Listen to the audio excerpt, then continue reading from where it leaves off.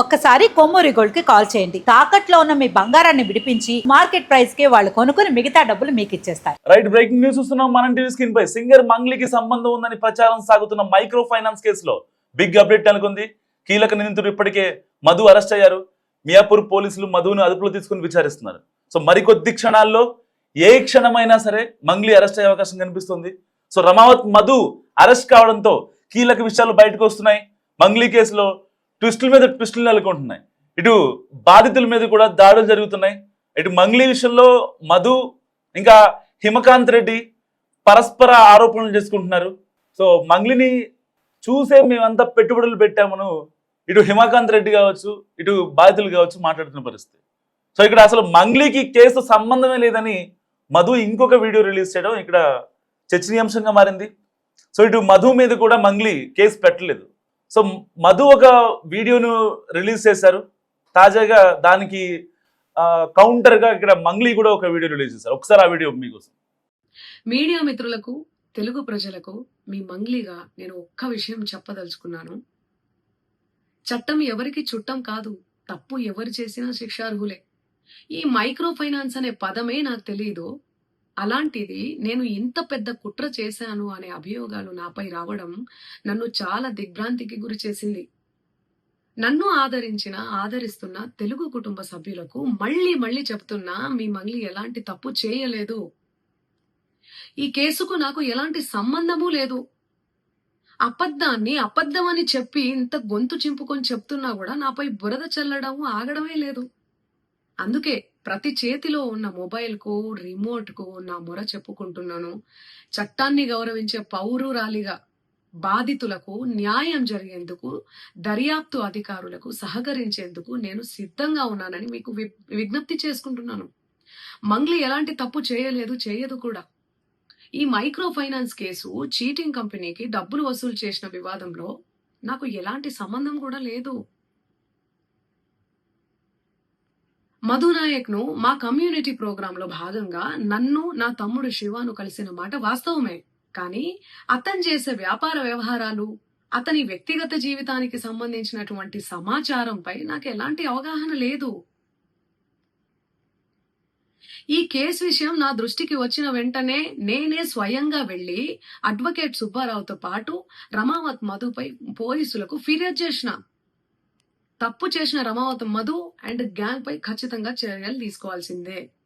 బాధితులకు న్యాయం చేయాల్సిందే.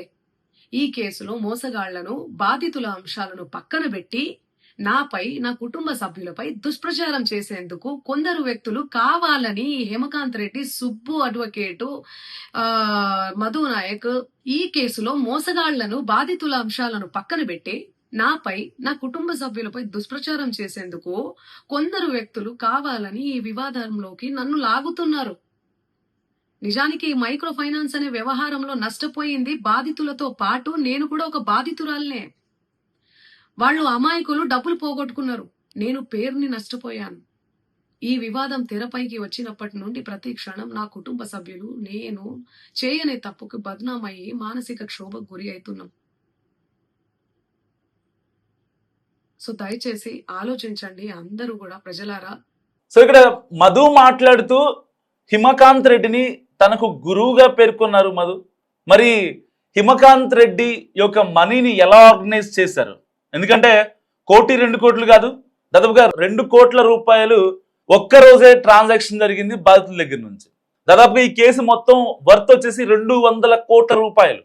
సో ఇటు జిల్లాల్లో వరుసగా బాధితుల నుంచి కేసులు నమోదవుతుండటంతో ఒక్కసారిగా తెలంగాణ ప్రభుత్వం అలర్ట్ అయింది.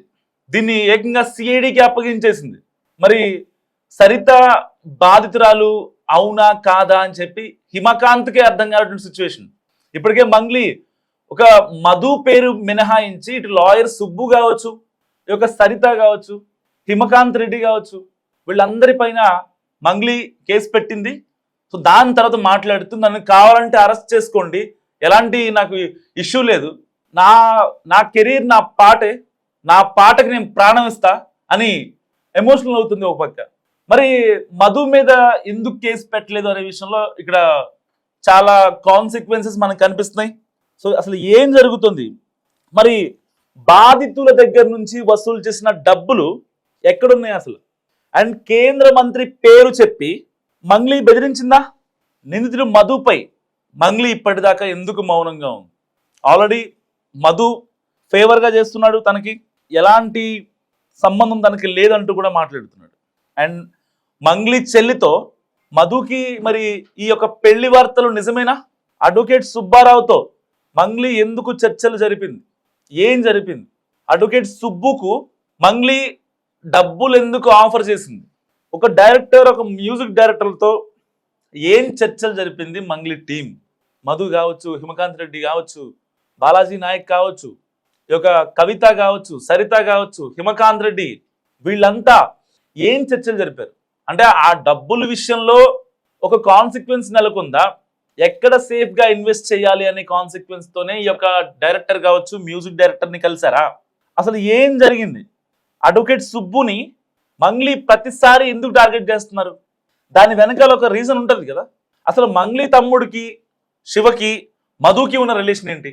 సో ఇలాంటి కీలక ఆధారాలని ఇప్పుడు మరికొద్ది సేపట్లో సిఐడి ఆఫీసర్లు రాబట్టబోతున్నారు. సో ఇప్పటికే మధుని మియాపూర్ పోలీసులు అరెస్ట్ చేశారు. సో మరి ఆ యొక్క మధు చెప్పే ఇన్ఫర్మేషన్ ఇప్పుడు చాలా కీలకంగా ఉంది.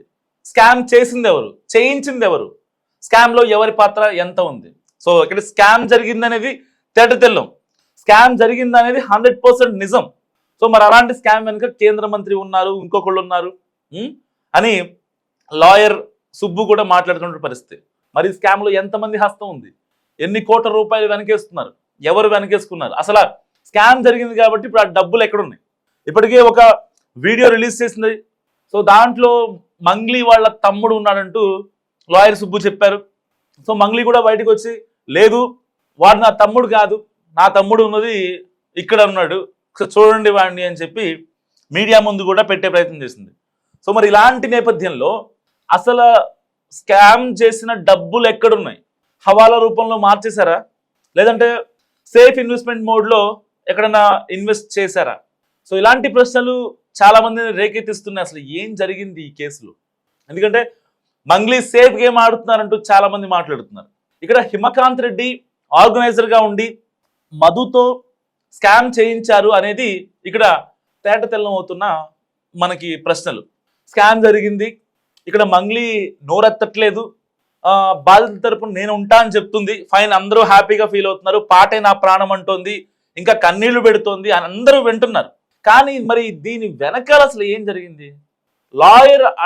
లాయర్ సుబ్బు చేసినటువంటి ఎలిగేషన్స్కి ఒక్కరోజు మాత్రమే మంగ్లీ ఆ యొక్క సెల్ఫ్ డిఫెన్స్ చేసే ప్రయత్నం చేసింది. తర్వాత ఏ ప్రశ్నలకు కూడా ఆ కేంద్ర మంత్రి ఎవరన్నా చెప్పలేదు, అసలు ఉన్నాడా లేదా ఎవరు అనేది చెప్పలేదు. ఒకవేళ స్కామ్ జరిగింది కాబట్టి మీ పాత్ర లేదంటున్నారు, స్కామ్ జరిగింది అనేది వాస్తవం అని మంగ్లీని చెప్తున్నారు కాబట్టి ఆ డబ్బులు ఎక్కడ ఉంచారు అని చెప్పి అడిగాడు లాయర్ సుబ్బు. కానీ దానికి కూడా మంగ్లీ దగ్గర నుంచి ఆన్సర్ లేదు.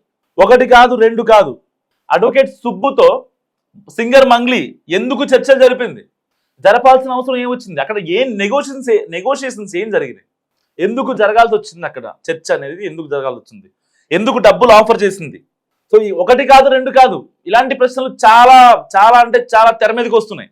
ఇక్కడ ప్రజలను పిచ్చోళ్ళని చేస్తున్నారని చెప్పి సో ఇటు సరిత కావచ్చు, సుబ్బు కావచ్చు మాట్లాడుతున్నారు. తాను ఎక్కడికి పారిపోలేదన్న మధు త్వరలోనే మీడియా ముందుకు వస్తానని వెల్లడించారు. సో ఒక్కొక్కడి బండారం బయట పెడతానని తీవ్ర స్థాయిలో హెచ్చరించారు. హిమకాంత్ రెడ్డి మాట నమ్మి నేను మోసపోయానని మధు చెప్పాడు. సరితను అరెస్ట్ చేసి అడిగితే అసలు విషయాలు బయటపడతాయని మధు స్పష్టం చేశారు. తనకేం పాపం తెలియదని మంగ్లీ చెప్పడమే కాకుండా మధు నన్ను కలిసింది నిజమే కానీ అతని బిజినెస్కు సంబంధించిన నాకేం తెలియదు అని మంగ్లీ పేర్కొనడం ఇక్కడ గమనార్హం.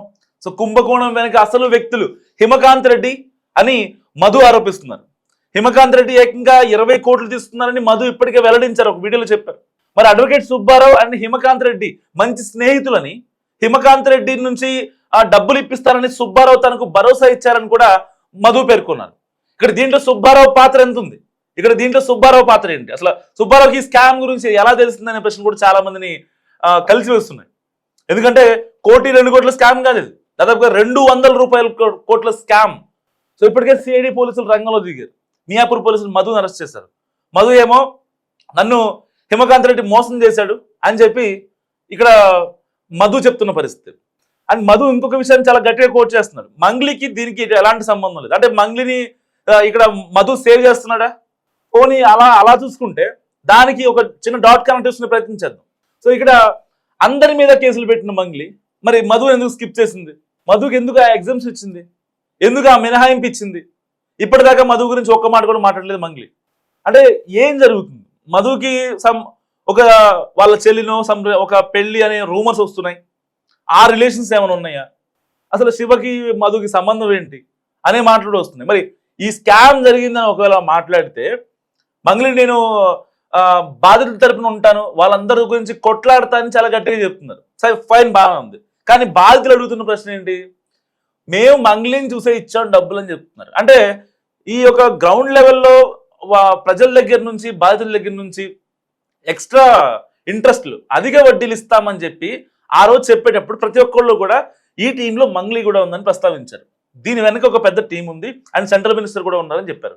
మరి ఆ సెంట్రల్ మినిస్టర్ కనిపించని ఆ ఎక్స్టర్నల్ ఫోర్స్ ఎవరు? మరి ఈ సిమెంట్ ఫ్యాక్టరీలు ఎక్కడివి? ఈ మైక్రో ఫైనాన్స్ కంపెనీలు ఎక్కడివి? అసలు వాటికి రిజిస్ట్రేషన్లు ఉన్నాయా లేదా? లేదంటే కేవలం మధు చెప్తున్న దాని ప్రకారం 20 కోట్ల రూపాయల వరకు అని చెప్తున్నారు. మరి బాధితులేమో దాదాపుగా 200 కోట్ల రూపాయలు సొమ్ము మా దగ్గర ఉంది, ఇల్లు వాకిళ్ళు అమ్మేసుకున్నాం, పిల్లల చదువుల కోసమని, పిల్లల పెళ్లిళ్ళ కోసమని ఆ డబ్బులు మేము దాచుకున్నాం, మాకు న్యాయం చేయండి అని వీళ్ళు మాట్లాడుతున్నారు. అసలు ఏం జరుగుతుంది మంగ్లీ కేసులో? మంగ్లీ ఏ క్షణమైనా అరెస్ట్ అయ్యే ఛాన్స్ ఉన్నప్పటికీ మధు ఇచ్చే ఇన్ఫర్మేషన్ ఇప్పుడు సిఐడి పోలీసులకి చాలా కీలకంగా మారనుంది. మరి మంగ్లీ అరెస్ట్ అయ్యే ఛాన్స్ ఉందా? మీరేమనుకుంటున్నారు? మస్తుగా కామెంట్ చేయండి.